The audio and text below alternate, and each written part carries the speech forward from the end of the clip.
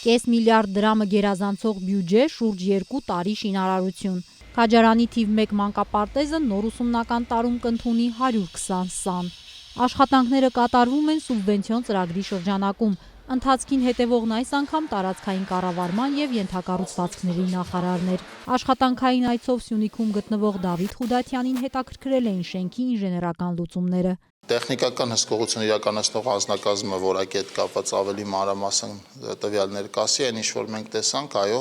բավական լավ որակով է աշխատանքներ իրականացրել, քննարկեցինք նախագծային լուծումները, որովհետև այս նախագծով մանկապարտեզ նախկինում այլ տեղերում չենք ունեցել կառուցվող, եւ ասա որ նախագծում բազմաթիվ լուծումներ կային, որոնք հետաքրքիր էին, մասնավորապես վերևի հարկի հատվածը, երբ որ առաստաղը ստանդարտից ավելի բարձր է, ինչը ավելի լուսավորություն է տալիս եւ ավելի հետաքրքիր միջավայր կարող է դառնալ երեխաների համար այլ նպատակով օգտագործելու, մասնավորապես դահլիճ կամ մարզահրապարակ։ 3 վերգետնյա 1 նկուղային հարկ, տիպային մանկապարտեզի շենքը հագեցած կլինի ժամանակակից բոլոր հնարավորություններով։ Մնացել է ներքին հարդարման աշխատանքները կատարենք ներսում, պատերի ներկում վինիլային աշխատանքներ,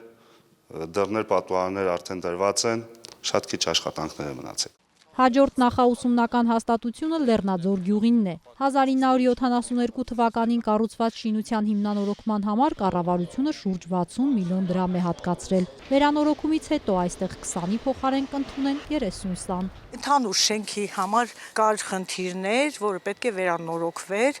նամանավանդ շենքի ետնամասը եւ խաղահրապարակ չունեինք, բնականաբար նաեւ բակի առումով խիստ վերանորոգման կարիք ունեինք։ Ինչու՞ չէ, նաեւ սանհանգույց չունեինք վերևի մասում, միայն առաջի հարկում էր։ Սյունիքի բոլոր բնակավայրերում ունենալ ժամանակակից հնարավորություններով մանկապարտեզներ, սա սկզբունքային է, ասում է մարզի ղեկավարը։ Ռոբերտ Ղուկասյանի խոսքով կառուցվել, նորոգվել ու կահավորվել են տասնյակ նախաուսումնական հաստատություններ մարզի բոլոր համայնքներում։ Աշխատանքների շուրջ 80%-ը ֆինանսավորվել է պետբյուջեից։ Համայնքները ունեն նաև այլ մանկապարտեզների առաջարկներ, որոնք որ սեղմ ժամկետներում հաստատվում եւ սկսվում են։ Կոնկրետ այս դեպքում նաև գիտենք, որ Քաջարանում անհրաժեշտ է եւս մեկ նոր մանկապարտեզ,